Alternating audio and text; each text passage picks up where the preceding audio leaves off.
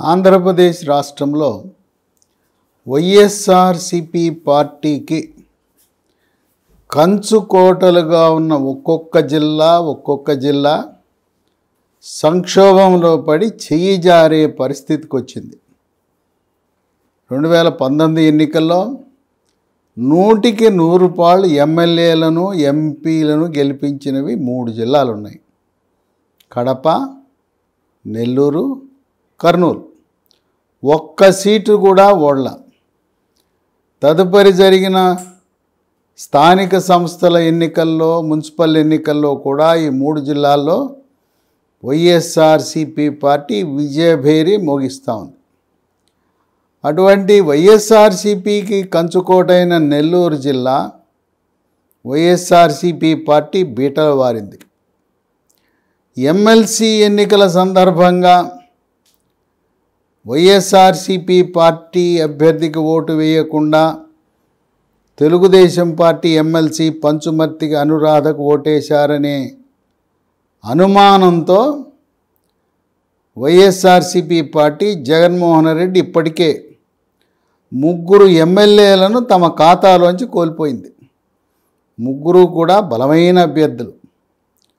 Nellore rural Kotamreddy Sridhar Reddy, మాజీ మంత్రి ఆనం రామనారాయణ రెడ్డి వెంకటగిరి నియోజకవర్గం, అలాగే ఉదయగిరి నుంచి మేకపాటి చంద్రశేఖర్ రెడ్డి. ఆ 3 ఎమ్మెల్యేలను వైఎస్ఆర్సిపి తప్పిదం వల్ల వాళ్ళు పార్టీని వీడి వెళ్ళటం, వాళ్ళపై వేటు వేయటం జరిగింది. ఇక మిగిలిన ఎమ్మెల్యేలంటే ఇప్పుడు వేమిరెడ్డి ప్రభాకర్ రెడ్డి విపిఆర్ అంటారు. ఆయన ప్రస్తుతం రాజ్యసభ సభ్యుడిగా కొనసాగుతున్నాడు. ఆయన పదవీ కాలము ఏప్రిల్ 2తో ముగుస్తుంది. వేమిరెడ్డి ప్రభాకర్ రెడ్డి ఆయన ఒక సామాజిక సేవ చేసే పారిశ్రామికవేత్త. వేమిరెడ్డి ప్రభాకర్ రెడ్డికి కుట్రలు, కుతంత్రాలు, వెన్నుపోటు రాజకీయాలు తెలవు. ముక్కుసూటైన మనిషి, వివాదరహితుడు, అందరినీ కలుపును పోయే వ్యక్తిని వేమిరెడ్డి ప్రభాకర్ రెడ్డిని జగన్మోహన్ రెడ్డి నెల్లూరు జిల్లాకి అధ్యక్షుడిగా నియమించారు. అసలు వేమిరెడ్డి ప్రభాకర్ రెడ్డి 2014 వరకు ఆయన అంత ప్రాచుర్యంలో లేడు. వేమిరెడ్డి ప్రభాకర్ రెడ్డి 2014లో విపిఆర్ ఫౌండేషన్ అనే ఒక సామాజిక సేవ చేసే ట్రస్టును ఏర్పాటు చేసి దాని ద్వారా అనేకమైన అభివృద్ధి సంక్షేమ కార్యక్రమాలు, ప్రధానంగా సంక్షేమాన్ని విపిఆర్ వికాస్ అని పెట్టాడు. పేద విద్యార్థులను ప్రోత్సహించడం కోసం, చదువుల కోసం విపిఆర్ విద్య అని పెట్టాడు. జబ్బులతో బాధపడుతూ ఎవరు కూడా డబ్బు లేని కారణం వల్ల మరణించకూడదనే దృక్పథంతో విపిఆర్ వైద్యాన్ని పెట్టాడు. ఆ విధంగా సేవ చేస్తూ ప్రజల యొక్క మన్ననలను పొందిన వ్యక్తి. ఆ రోజుల్లో 2014లో చంద్రబాబు నాయుడు అధికారంలోకి వచ్చిన తర్వాత ఆయన కొంత రాజకీయం పట్ల ఆసక్తి చూపించాడు. తెలుగుదేశం పార్టీలో ఉండే లుకలుకలు గ్రూపుల వల్ల వేమిరెడ్డి ప్రభాకర్ రెడ్డి వస్తే మా ప్రాధాన్యత పోతుందని తెలుగుదేశం పార్టీ నాయకులు, వాళ్ళ తప్పిదం వల్ల ఆయన తెలుగుదేశం పార్టీలో చేరలేదు. ఆయనకి సరైన ఆహ్వానం ఆ రోజే లభించుంటే సోమిరెడ్డి చంద్రమోహన్ రెడ్డి, పి నారాయణ అప్పుడు మంత్రిగా ఉన్నాడు. అట్లాగే బీదా రవిచంద్ర యాదవ్, బీదా మస్తాన్ రావు, దాదాపు వీళ్ళే ఆ రోజు తెలుగుదేశం పార్టీని శాసించే పరిస్థితి. వీళ్ళు 3లో ఎవరైనా చొరవ తీసుకుని వేమిరెడ్డి ప్రభాకర్ రెడ్డిని ఆహ్వానిస్తే ఆనాడే తెలుగుదేశం పార్టీలో చేరి తెలుగుదేశం పార్టీ రాజ్యసభ సభ్యుడయ్యేవాడు. సరే, వైఎస్ఆర్సిపి పార్టీ వాళ్ళు ఆయన ఆహ్వానించటం, ఆయన 2018లో రాజ్యసభకు పంపారు. ఎక్కడా కూడా వివాదాల జోలికి వెళ్ళడు. పత్రికల్లోనూ సోషల్ మీడియాలోనూ ఆర్భాటాలు, ప్రచార ఆర్భాటం అనేది ఉండదు. ఆయనకి సహకరించటానికి ఆయన సతీమణి కూడా అన్ని రకాలుగా ఆమె సహకరిస్తూ భర్త చేసే కార్యక్రమాలలో తన వంతు కృషి, ముఖ్యంగా పేద మహిళల యొక్క సమస్యల పరిష్కారానికి, వాళ్ళ ఆదాయ వనరులు పెరగటానికి భార్య, విపిఆర్ భార్య ప్రశాంతి రెడ్డి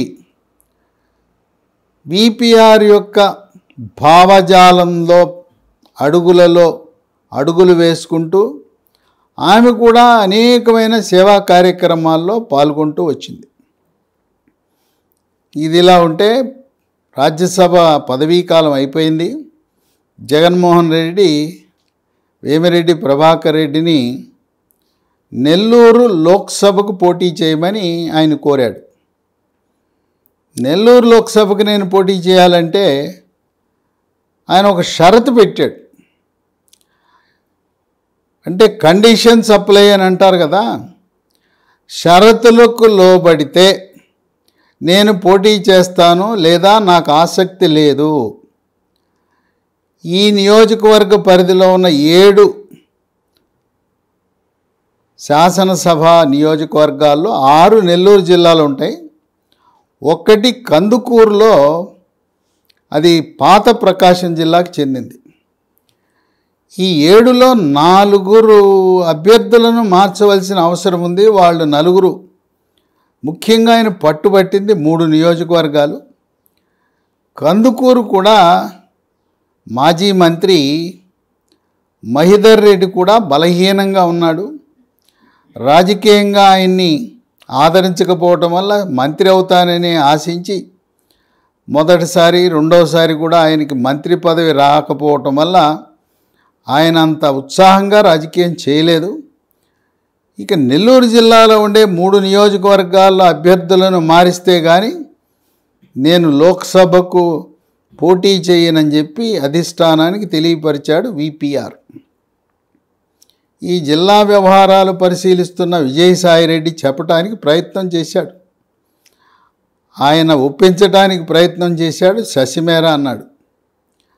వేమిరెడ్డి ప్రభాకర్ రెడ్డి పట్టుబట్టి 3 నియోజకవర్గాలు మార్పు కోరుతున్నాడు. నెల్లూరు సిటీ మాజీ మంత్రి డాక్టర్ అనిల్ కుమార్ యాదవ్, ఆయనకి వాళ్ళ బాబాయ్ రూప్ కుమార్ యాదవ్కి మధ్య ఉన్న అభిప్రాయ భేదాలు, తగాదాలు, పంచాయతీలు ఇవే కొంపముంచుతాయి. అనిల్ కుమార్ యాదవ్కి గెలుపు అవకాశాలు లేవు. పైగా నెల్లూరు సిటీ నుంచి మాజీ మంత్రి, నారాయణ విద్యా సంస్థల అధినేత పొంగూరు నారాయణ పోటీ చేయబోతున్నాడు. 2019 ఎన్నికల్లో కూడా ఏదో కొద్ది మెజారిటీతో, అది 1800 ఓట్లతో గెలిచాడు. కనుక నెల్లూరు సిటీలో అభ్యర్థిని మార్చకపోతే శశిమేర నేను పోటీ చేయను అంటున్నాడు. మరి ఎవరైనా పేరేమైనా మీరు సూచిస్తారా అంటే అక్కడేమి కొత్త అభ్యర్థిని పెట్టండి, నేనేమి పేరు సూచించను అన్నాడు. ఇక వేమిరెడ్డి ప్రభాకర్ రెడ్డి చెప్పిన 2వ నియోజకవర్గం కావలి. కావలిలో ప్రస్తుత సిట్టింగ్ వైఎస్ఆర్సిపి ఎమ్మెల్యే ప్రతాప్ కుమార్ రెడ్డి. ఈయన అక్కడ సుకుమార్ రెడ్డి అనే మరో వైఎస్ఆర్సిపి నాయకుడితో తీవ్ర విభేదాలు. దానివల్ల వైఎస్ఆర్సిపి పార్టీ నిలువున 2 ముక్కలుగా చీలిపోయింది. సఖ్యత లేదు. హోరాహోరీ కోడిపుంజుల్లా ప్రతాప్ కుమార్ రెడ్డి, సుకుమార్ రెడ్డి వర్గాలు పోరాటం చేసుకుంటున్నాయి. అక్కడ మాత్రం వేమిరెడ్డి ప్రభాకర్ రెడ్డి ఒక సూచన ఇచ్చాడు. తెలుగుదేశం పార్టీలో ఉన్నాడు విష్ణువర్ధన్ రెడ్డి అని, ఆ విష్ణువర్ధన్ రెడ్డిని వైఎస్ఆర్సీపీలో అభ్యర్థిగా పెడితే ఆయన కరెక్ట్ అయిన అభ్యర్థి విష్ణువర్ధన్ రెడ్డికి ఇవ్వండి, ప్రతాప్ కుమార్ రెడ్డి వద్దు, సుకుమార్ రెడ్డి ఈ 2 వర్గాలు వద్దని చెప్పి ఆయన ఒక సూచన చేశాడు విష్ణువర్ధన్ రెడ్డికి ఇవ్వమని. ఇక 3వ నియోజకవర్గం ఉదయగిరి.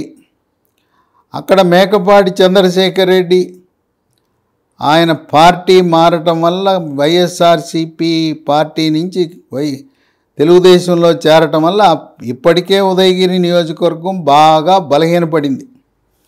ఇక ప్రస్తుతం జగన్మోహన్ రెడ్డి మేకపాటి రాజగోపాల్ రెడ్డిని ఇన్ఛార్జిగా పెట్టాడు. ఇక ఆయన్ని వ్యతిరేకిస్తూ 5 గ్రూపులు ఉన్నాయి, వైఎస్ఆర్సీపీలోనే 5 గ్రూపులు ఉన్నాయి. కనుక ఈ గ్రూపు తగాదాల వల్ల మేకపాటి రాజగోపాల్ రెడ్డిని మార్చండి, ఆయన పోటీకి పనికిరాడు, ఇన్ఛార్జిగా పనికిరాడని వేమిరెడ్డి ప్రభాకర్ రెడ్డి పట్టుబడుతున్నాడు. ఈ విధంగా ఈ 3 నియోజకవర్గాల అభ్యర్థుల మార్పు చేయకపోతే నేను పోటీ చేయను, నాకు ఆసక్తి లేదు, నా సేవా కార్యక్రమాలు నిర్వహించుకుంటూ ఇలా కాలం గడిపేస్తానంటున్నాడు. జగన్మోహన్ రెడ్డి జనవరి 2న ఒక సమావేశం పెట్టాడు తాడేపల్లిలో. దానికి వేమిరెడ్డి ప్రభాకర్ రెడ్డిని, నెల్లూరు పార్లమెంటు పరిధిలో ఉన్న 7 అసెంబ్లీ ఇన్ఛార్జీలను, ఎమ్మెల్యేలను కూడా పిలవటం జరిగింది. ఈ నియోజకవర్గ పరిధిలో 7 నియోజకవర్గాలు ఏవేవంటే నెల్లూరు అర్బన్, నెల్లూరు రూరల్, కావలి, ఉదయగిరి, ఆత్మకూరు, కొవ్వూరు, కందుకూరు. ఇప్పటికే నెల్లూరు రూరల్ కోటమిరెడ్డి శ్రీధర్ రెడ్డి చాలా బలమైన నాయకుడు, ప్రజలతో మమేకమవుతాడు. ఆయన ఏ పార్టీలో ఉన్నా గెలుపు ఆయన్నే వరిస్తుంది. ఆయన పిలిస్తే పలికే మనిషిగా ప్రజాదరణ పొందిన వ్యక్తి. ఆయన ఏ రాజకీయ పార్టీ లేకపోయినా ఇండిపెండెంట్గా కూడా గెలిచే సామర్థ్యము కలిగిన వ్యక్తి కోటమిరెడ్డి శ్రీధర్ రెడ్డి. ఆయన తెలుగుదేశం పార్టీ తరఫున పోటీ చేస్తున్నారు కనుక ఆ నియోజకవర్గంలో వైఎస్ఆర్సీపీ తరఫున సమవుజ్జి అంటూ ఎవరూ లేరు. నామకే వాస్తే ఆదాల ప్రభాకర్ రెడ్డిని ఇన్ఛార్జిగా పెట్టినా ఆదాల ప్రభాకర్ రెడ్డి నెల్లూరు రూరల్లో పోటీ చేసిన కోటమిరెడ్డి శ్రీధర్ రెడ్డి ముందు నిలబడ్డం.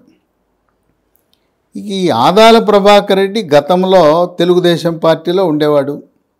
సోమిరెడ్డి చంద్రమోహన్ రెడ్డితో విభేదాల వల్ల పొసగక తెలుగుదేశం పార్టీ వీడి కాంగ్రెస్కి వచ్చాడు. 2018లో ఆయన తెలుగుదేశం పార్టీ తరఫున నేను నెల్లూరు పార్లమెంటుకు పోటీ చేస్తానని చంద్రబాబు నాయుడు దగ్గరికి వచ్చి చెప్పాడు.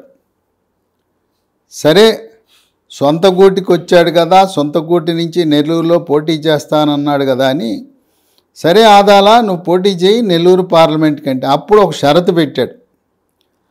పొంగూరు నారాయణ విద్యా సంస్థల చైర్మన్, వ్యవస్థాపక చైర్మన్ నెల్లూరు సిటీ నుంచి పోటీ చేస్తేనే, అప్పుడు నారాయణ మంత్రిగా ఉన్నాడు, నేను నెల్లూరు పార్లమెంటుకు పోటీ చేస్తానని ఆదాల ప్రభాకర్ రెడ్డి చంద్రబాబు నాయుడు చెప్పాడు. సరే, చంద్రబాబు నాయుడు నారాయణ పిలిచి, నారాయణ ఆదాలు నువ్వు ఉంటే కానీ పోటీ చేయనంటున్నాడు, నీకు తప్పదు నెల్లూరు సిటీ నుంచి పోటీ చేయమని చెప్పి ఒప్పించాడు. లేకపోతే పొంగూరు నారాయణకి ఎమ్మెల్యేగా పోటీ చేయవలసిన అవసరం ఏమాత్రం లేదు. తెలుగుదేశం పార్టీ అధికారంలో ఉన్నంత వరకు ఎమ్మెల్యేగా పోటీ చేయకుండా ఎమ్మెల్సీ ద్వారా ఎవర్ గ్రీన్ మంత్రిగా ఉండే వ్యక్తి పొంగూరు నారాయణ. ఆయన ఎమ్మెల్యేగా గెలవాల్సిన అవసరం లేదు. ఆయన పార్టీకి చేస్తున్న విశేష కృషి ఈనాటి నుంచి కాదు, 1996 నుంచి ఇప్పటి వరకు గత 27 సంవత్సరాలుగా ఆయన చేస్తున్న కృషి ఆయనకి మంత్రి పదవి వచ్చే, ఎమ్మెల్సీ రూటు ద్వారా మంత్రి పదవి వచ్చేలా చేస్తుంది. ఆదాల ప్రభాకర్ రెడ్డి ఒక కాంట్రాక్టరు, అవకాశవాది. అప్పట్లో చంద్రబాబు నాయుడు తెలుగుదేశం పార్టీ అధికారంలో ఉన్నప్పుడు తన కాంట్రాక్ట్ల కోసం, బిల్లుల కోసం తెలుగుదేశం పార్టీకి దగ్గరయ్యాడు. సరే, ఆయన నెల్లూరు పార్లమెంట్ అభ్యర్థిగా ప్రకటించారు తెలుగుదేశం పార్టీ. ఆయనకి అప్పుడు ప్రభుత్వం, ఆంధ్రప్రదేశ్ ప్రభుత్వం నుంచి కాంట్రాక్ట్లు, బకాయిలు ఉన్నాయి, బిల్లులు చెల్లింపులు ఉన్నాయి. అవి చాలా తెలివిగా బిల్లులన్నీ వచ్చేటట్టు చేసుకున్నాడు. బిల్లుల డబ్బు తన ఖాతాలో పడగానే మరుక్షణమే నేను నెల్లూరు లోక్సభకి తెలుగుదేశం నుంచి పోటీ చేయను, నేను తెలుగుదేశంకు రాజీనామా చేస్తున్నా, వైఎస్ఆర్సీపీ పార్టీలో చేరుతున్నానని ప్రకటించాడు. ఒకవేళ ఆయన ఖాతాలో గనుక చంద్రబాబు నాయుడు, పొంగులు పి నారాయణ ఆ డబ్బులు చెల్లించకపోతే తెలుగుదేశం పార్టీలో ఉండేవాడు. సరే, మనోడే కదా అని మొత్తం ఆయన బకాయిలు మొత్తం చెల్లిస్తే ఇక పని అయిపోయింది కదా. Use and throw. ఆయన వైఎస్ఆర్సీపీలో చేరి 2019 ఎన్నికల్లో తెలుగుదేశం పార్టీ తరపున పోటీ చేయకుండా వైఎస్ఆర్సీపీ తరపున పోటీ చేసి లోక్సభకు గెలిచాడు. అప్పుడు తెలుగుదేశం పార్టీ తరపున పీదా మస్తాన్ రావు యాదవ్ ఆయన్ని పోటీ పెట్టారు. మస్తాన్ రావు ఓడిపోయాడు. కొన్ని వ్యాపార కారణాల వల్ల, ప్రభుత్వ ఒత్తిడి వల్ల మస్తాన్ రావు తట్టుకోలేక వైఎస్ఆర్సీపీ పార్టీని ఆశ్రయించక తప్పలేదు. అయినా తన తమ్ముడు బీదా రవిచంద్ర యాదవ్ మాత్రం పార్టీ మారకుండా తెలుగుదేశం పార్టీలో ఉన్నాడు. మస్తాన్ రావుకి విధి లేని పరిస్థితుల్లో ప్రభుత్వం నుంచి ఒత్తిడి, వ్యాపారాలు సజావుగా జరగాలంటే తప్పనిసరి పరిస్థితుల్లో ప్రభుత్వం నుంచి విపరీతమైన ఒత్తిడి రావటం వల్ల మస్తాన్ రావు వైఎస్ఆర్సీపీ పార్టీలో చేరినా, భౌతికంగా వైఎస్ఆర్సీపీ పార్టీలో మస్తాన్ రావు ఉన్నా, ఆయన మనస్సు మాత్రం తెలుగుదేశం పార్టీలో ఉంటుంది. బీదా మస్తాన్ రావు రక్తమే పసుపు రక్తము, తెలుగుదేశం పార్టీ రక్తం. ఈ నెల్లూరు పార్లమెంటు 2009 వరకు ఎస్సీ రిజర్వ్డ్ నియోజకవర్గంగా ఉండేది. నియోజకవర్గాల పునర్విభజనలో 2009లో ఇది ఎస్సీ నుంచి జనరల్ నియోజకవర్గం అయిన తర్వాత 2009లో 2014లో రెండుసార్లు కూడా మేకపాటి రాజమోహన్ రెడ్డి 2009లో కాంగ్రెస్ పార్టీ తరపున, 2014లో వైఎస్ఆర్సీపీ పార్టీ తరపున మేకపాటి రాజమోహన్ రెడ్డి విజయం సాధించడం జరిగింది. ఇటువంటి పరిస్థితుల్లో కంచుకోటగా ఉన్న నెల్లూరు జిల్లా 10 నియోజకవర్గాల్లో ఈసారి ఎన్ని నియోజకవర్గాల్లో విజయం సాధిస్తుందని అనుమానాస్పదమే.